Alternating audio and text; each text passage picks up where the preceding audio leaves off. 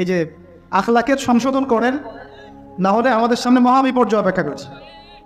আল্লাহ পাক আমাদের সবাইকে কথাগুলো বোঝার তৌফিক দান করুন, বলি আমিন।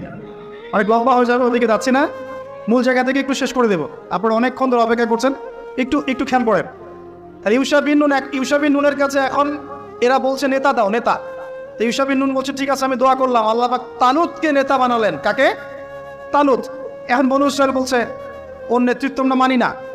কেন মানো না? যে ওর তো টাকা পয়সা নাই, ওর তো স্ট্যাটাস নাই। ওই যে আমাদের কাছে নেতৃত্বের মানদণ্ড যেগুলা, আমরা টাকা পয়সা থেকে নেতা বানাই না। আপনার টাকা নেই, আপনি নেতা হতে আসছেন কেন? আপনার স্ট্যাটাস নাই, আসছেন কেন? ও বনু ইসরাইল একই কথা বলছে, ওর তো টাকা নাই, স্ট্যাটাস নাই, নেতা হবে কেন? তখন আল্লাহ পাক বলছেন যে ওয়াজাদাহু বাসতাতাউ ফিল ইলমি ওয়াল জিসম। আল্লাহ পাক তো তালুতকে দুটো কোয়ালিটি দিয়েছেন। আল্লাহ পাক তাকে শারীরিক শক্তি দিয়েছিলেন এবং জ্ঞান দিয়েছেন, প্রজ্ঞা এবং জ্ঞান দিয়েছেন। তার নেতৃত্বের মানদণ্ড কয়টা এখানে পেলেন? দুটা।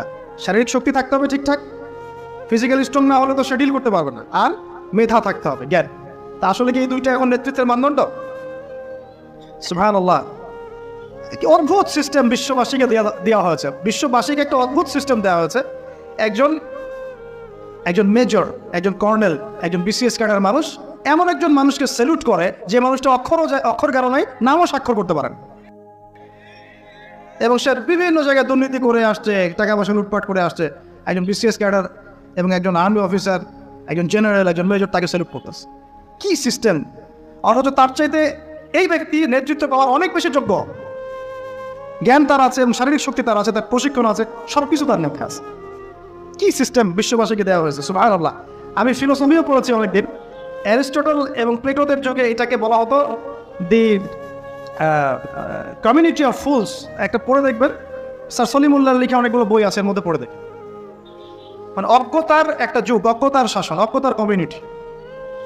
বাদ দেন, এখানে ইউসা বিন নুন নেতৃত্ব দিলেন কাকে? তালুতকে। ওরা বললো মানি না। তো আল্লাহ পাক মনোনয়ন করেছেন, এখন না মানলে তোমরা আযাব ভোগ করবা। তারপরে তারা মেনে নিল, এবার যুদ্ধে যাচ্ছে। ওই জেরুজালেম মুক্ত করতে যাচ্ছে। যেই জেরুজালেম এখন তারা মুক্ত করতে চাচ্ছে, ওই জেরুজালেম তালুতের বাহিনী মুক্ত করতে যাচ্ছে। বলে তো তালুত এবং বনু ইসরাইল তখন ভালো না খারাপ? ভালো না খারাপ? তারা কি মুসলিম না মুসলিম? তারা তখন মুসলিম না মুসলিম? মুসলিম। তারা তখন ইউসা বিন নুনের উম্মত, তার আগে ছিল মুসা আলাইহিস সালামের উম্মত। এবার তালুত বললেন যে আল্লাহ পাক তোমাদেরকে পরীক্ষা করবেন, সামনে নদী আছে, এই নদীর পানি পান করতে পারবে না। যদি পান করো তাহলে তোমাদের নাম কাটা, তোমরা আর যুদ্ধে অংশগ্রহণ করতে পারবে না। ফামান শারিবা ফালাইসা মিন্নি, যে ব্যক্তি এখান থেকে পানি পান করবে সে আমার অন্তর্ভুক্ত না। ওয়া মান লাম ইয়াতআমহু ফাইন্নাহু মিন্নি, যে ব্যক্তি এখান থেকে পানি পান করবে না সে আমার সাথে যুদ্ধে যেতে পারবে। ইল্লা বিগুরফাতিন বিয়াদিহি, মানে এক অঞ্জলি পানি শুধু পানি পান করতে পারবে, এক অঞ্জলি পানি, এতটুকু, এর বেশি না। ফাশারিবু ইল্লা ক্বালিলাম মিনহু, আল্লাহ পাক বলছেন ওদের বেশিরভাগই পানি পান করলো, অল্প কিছু বাদ দিয়ে। অল্প কিছু সংখ্যা তাফসীর এসেছে 313 জন বাদ দিয়ে, 313 জন বাদ দিয়ে, 313 যে বদরে এখানেও। এবার এই 313 জনকে নিয়ে তালুত এগিয়ে গেল, গিয়ে দেখলো বিশাল বাহিনী, বাপরে বাপ, একদম আমালেকা সম্প্রদায়ের।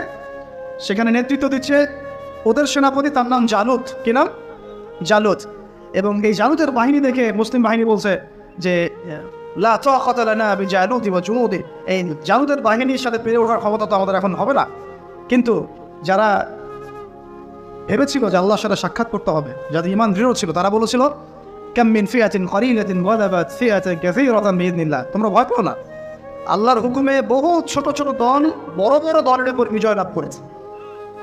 এটা তারা বলে একটা দোয়া করলো, এই দোয়াটাও শিখে নেবেন।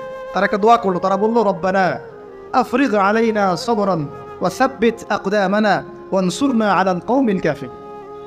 আর আল্লাহ পাক বলেন ফাহাজামু বিইذনিল্লাহ, আল্লাহ পাকের হুকুমে তারা এই মাত্র 313 জন নিয়ে জালুতের বিশাল বাহিনীকে পরাজিত করে। বুঝতে পারছেন? এবং এই বাহিনীতে দাউদ আলাইহিস সালামও ছিলেন, তখন তিনি ছোট। এই জালুতকে হত্যা করেছে দাউদ আলাইহিস সালাম। দাউদ আলাইহিস সালাম জালুতকে হত্যা করলেন। কীভাবে হত্যা করলেন সেটা আসছে, যে এই গুলতি নিক্ষেপ করেছিল দাউদ আলাইহিস সালাম, আর তার চোখে গিয়ে লাগে জালুতের, এতেই জালুত মারা যায়। তো এখন মূল কথাটা হচ্ছে, দেখুন এই বনু ইসরাইল এই যুদ্ধে জয়লাভ করে এই বাইতুল মুকাদ্দাস বা জেরুজালেম জয় করলো। এই যে তারা প্রথমবার এখানে ঢুকলো, এর আগ পর্যন্ত কিন্তু ঢুকতে পারে না। এবার আল্লাহ পাক তাদেরকে বললেন তোমরা এখানে যদি আমার আদেশগুলো মেনে চলো, এই জায়গা তোমাদেরই, তোমরা এখানে থাকবে। কিন্তু যদি তোমার আদেশ না হয় আমার বিরুদ্ধাচরণ করো, তোমাদেরকে এখান থেকে বের করে দিব। আর আল্লাহ পাক এটা বলেও দিলেন, ইল্লা তুফসিদু